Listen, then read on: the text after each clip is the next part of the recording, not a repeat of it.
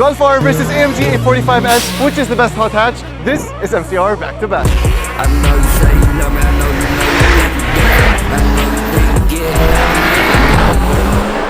We're in Mount Sunny today, putting two of the most popular hot hatches against each other and rating them based on 6 different criteria. And of course, 2 of my followers are joining me to experience the acceleration of each car. The R is the flagship Golf, putting out incredible performance in a small and redesigned body for its 8th generation, starting back with the Mark IV in 2002. The A45S, however, is a newcomer to the scene, and particularly this latest model that has received proper AMG treatment worthy of carrying the fastest production 4-cylinder ever made. While the AMG seems to be the better option on paper, let's wait to see what the Golf R is hiding. First up, sound check.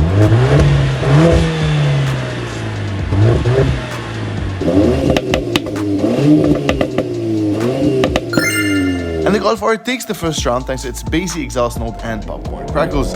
As for pricing, this AMG A45S Edition 1 is going for $85,000 while you can grab the Golf R for less than 70 grand. Next up, design. We can see that the Golf R has matured a lot over the Golf 7. The lights have been slimmer from the front, and I really like this electric blue color, the launch color on the Golf R. I would have really appreciated the silver lining on the door mirrors, but you can see a very aggressive spoiler in the back, 4 exhaust tips, and really the R emblem that's all around the car, especially on the inside, is a really nice touch. For the first time, the Golf gets VW's new 2D logo and a sloping hood, adding to the car's charisma with the front light bar as part of the bright IQ Light Matrix LED lights. It is really a very well designed car. I love it. And as much as I appreciate the design of the Golf R, you really cannot beat an AMG. The Panamericana grille is super aggressive, and the L-shaped LED lights are really my favorite touch. And because this is an Edition 1, you will get yellow stripes on the car with this beautiful Designo Magno paint. Funny enough, the A-Class never looked that good and had a different identity overall. It's now a cute little hatchback that looks like it wants to bite your ass when a Falterbach get their hands on it. So it's definitely a win for the A45S. Coming on to the interior, side by side you can directly notice the difference, especially when it comes to quality and choice of materials. The Golf layout is straightforward, they've integrated most functions into the screen, which is a tad frustrating, and the only sporty button in the Golf is the R, which opens up your driving mode. The paddle shifters are large, the dash is digital and very blue, and the seats are super comfortable and supportive. AMG, however, is built different. The layout resembles some of the more expensive AMGs with virtually the same steering wheel, seats, and displays. MBUX is brilliant too, and I love using it. But the AMG feels more cluttered and less airy inside compared to the Golf. I'd say if you want a more understated interior that you can drive every day without being over the top, the Golf is just perfect. The Golf wins another point when it comes to practicality and interior space. Next up, performance.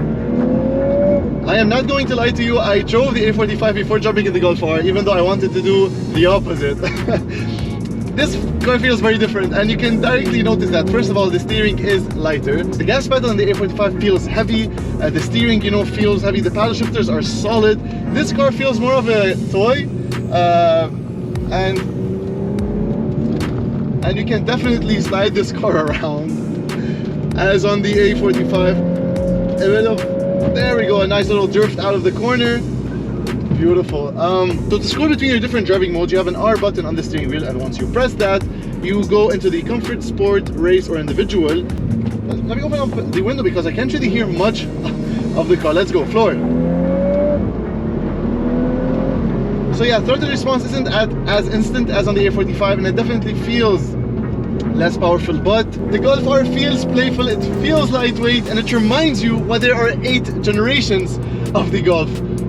Because, oh my god, this thing is so fun. So this is what I was trying to find out. The Golf feels more refined for everyday driving. It's not as aggressive for some people. You can definitely drive this car very dynamically, and it will really respond to every input that you give this car. But if you want to drive it smoothly, even when you're in race, the upshifts don't feel, as aggressive. In fact, it is pretty smooth. Simply upshift, and you feel like you're cruising around in your Golf R. With 333 PS, this thing is not short of power, but compared to its rival, you can feel a lot of difference.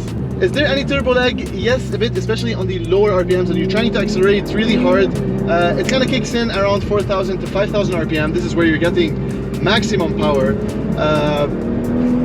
It handles so well. I really like those paddle shifters, by the way. They've improved them over the Golf 7 and the 7.5. They're plastic. Unfortunately, I would have preferred having, aluminum paddle shifters in the higher end Golf R. The pops and bangs every time you upshift is insane. We have an 8-speed. It sounds so damn good. It definitely wants to lose its tail as well. A bit of oversteer. AMG is here to crush all its rivals with immense 422 PS. The driving dynamics is superb. I'm driving on these twisty corners and this car just wants to push, it wants to go, go, go. 4MATIC all-wheel drive obviously, which means it can send 50% of the power to the rear wheels and 50 to the front. It's front-wheel drive biased, but when it sends that power to the rear wheels, 100% of the torque can be sent to either side of the wheels, which means you can have a lot of fun. Despite it being a bit heavier than the Golf R, this car doesn't feel heavy by any means because of that immense power that's being pushed out of that four-cylinder. One of the most powerful four-cylinder engines ever made, the M139. AMG did wonders. That's the sound I'm looking for. What? Oh, the AMG feels like a more accomplished sports car, and it rewards you the more you push it. The seats hold you in very well, by the way. I love the bolstering on this AMG performance seats.